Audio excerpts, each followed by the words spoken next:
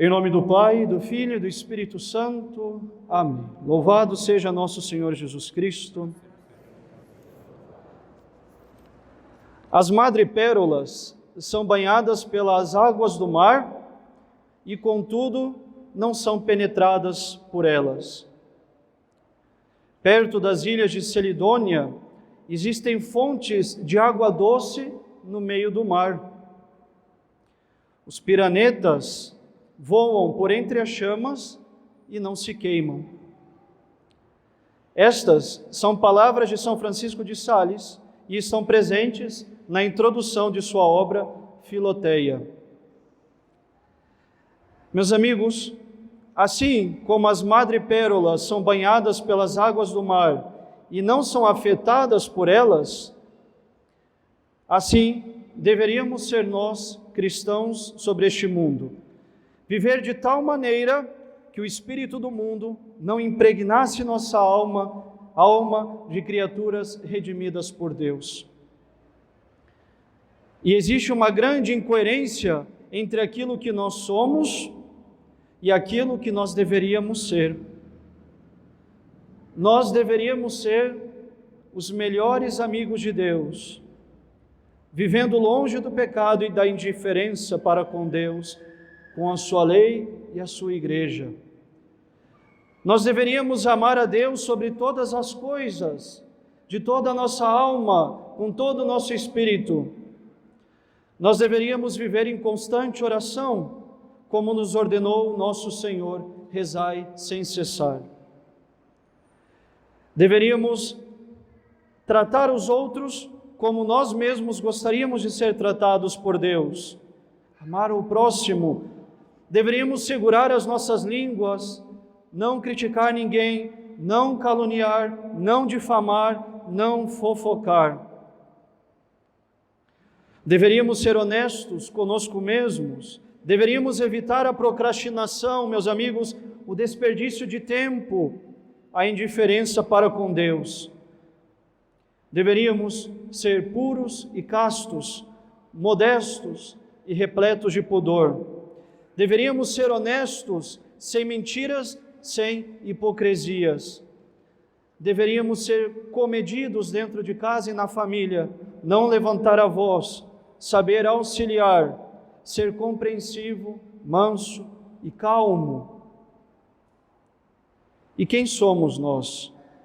Impuros, impúdicos, procrastinadores, indiferentes, orgulhosos, preguiçosos, mentirosos, invejosos, irados, coléricos, egoístas, vaidosos, avarentos, fofoqueiros e críticos. Todos os dias, infelizmente, vivemos mergulhados no pecado contra Deus, o próximo e a nós mesmos. Mas a nossa religião é a religião da esperança. O nosso Deus é o Deus do consolo e da alegria. E nessa nova quaresma que se inicia hoje, Deus nos dá a chance de recomeçarmos mais uma vez mais, de restaurar nossos pecados, fazer verdadeira penitência. Lembrem sempre, cada pecado que nós cometemos traz consigo culpa e pena. E eu não digo isso só dos gêneros de pecados, não é que os pecados contra a castidade nos trazem culpa e pena, os pecados contra a vaidade nos trazem culpa e pena, contra a caridade. Absolutamente, cada pecado contra a castidade, cada pecado contra a caridade, cada pecado em particular e não em gênero, nos traz culpa e pena. A culpa é retirada na confissão, mas agora parem e pensem, quanto de pena por cada pecado. Cada pecado, venial ou mortal, traz consigo uma pena a ser cumprida. Quanta pena de ter pelos nossos pecados.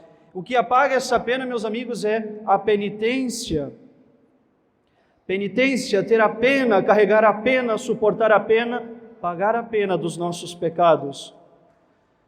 Assim sendo, o período que nós iniciamos hoje deverá nos colocar em coerência de vida, para que nós não sejamos hipócritas. Não sejais hipócritas, como diz nosso Senhor no Evangelho.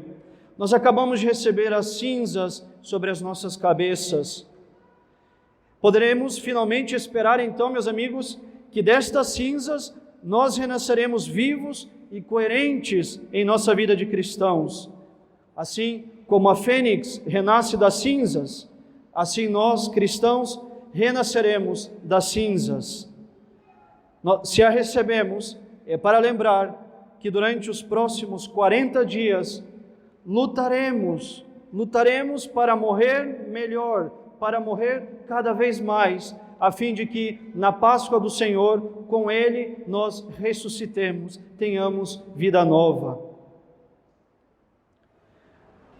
Morreremos então, meus amigos, como cristãos, como uma fênix morre no seu próprio fogo, nós morreremos por meio do fogo da penitência, já que infelizmente nós não guardamos aquela morte que nós ganhamos no dia do batismo, vivendo a vida eterna. Renegamos essa vida morrendo pelo pecado, agora morreremos para nós mesmos pela penitência, pelo nosso esforço de melhor amar a Deus, ao próximo e a si mesmo, e assim, meus caros, cumprir os mandamentos que nos salvam, amar a Deus sobre todas as coisas e ao próximo como a si mesmo. Pela penitência da oração, amaremos mais a Deus. Dedicar minutos do nosso dia daqui para frente para rezar mais. Pela penitência do jejum, amaremos nós um pouco melhor, a nós mesmos. E não há maneira melhor de amar o homem sobre essa terra do que renunciando, fazendo jejum, abstendo-se das coisas nas quais nós prendemos o nosso coração. Por fim, amar o próximo pela esmola, dando a ele algo que é nosso, seja ele material ou, sobretudo, espiritual. Dar uma esmola espiritual, rezar por aqueles que nós não gostamos, rezar por aquelas pessoas que não gostam de nós, rezar por aquelas pessoas que conosco foram ocasião de pecado, porque se a nós Deus nos deu essa quaresma para nos convertermos, não é certo que as outras pessoas que caíram no pecado conosco acompanharam essa vida de conversão. E talvez elas estão afundadas no pecado porque um dia nós a colocamos lá. Rezar nessa quaresma por essas pessoas, perdoar alguém difícil de ser perdoado nessa quaresma, aproximar-se de alguém de quem nós guardamos rancor. A nossa penitência, meus amigos, deverá então nessa quaresma ser sincera, generosa, destinada a aumentar o nosso amor a Deus. Queridos amigos fiéis, que tenhamos todos uma santa e abençoada quaresma. E eu lhes suplico, uma vez mais, como os 2 últimos sermões, sejam generosos nas vossas penitências.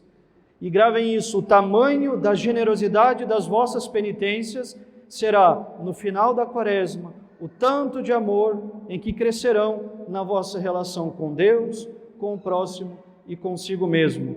A todos nós, uma abençoada, santa e frutífera quaresma. Louvado seja nosso Senhor Jesus Cristo. Em nome do Pai, do Filho e do Espírito Santo. Amém.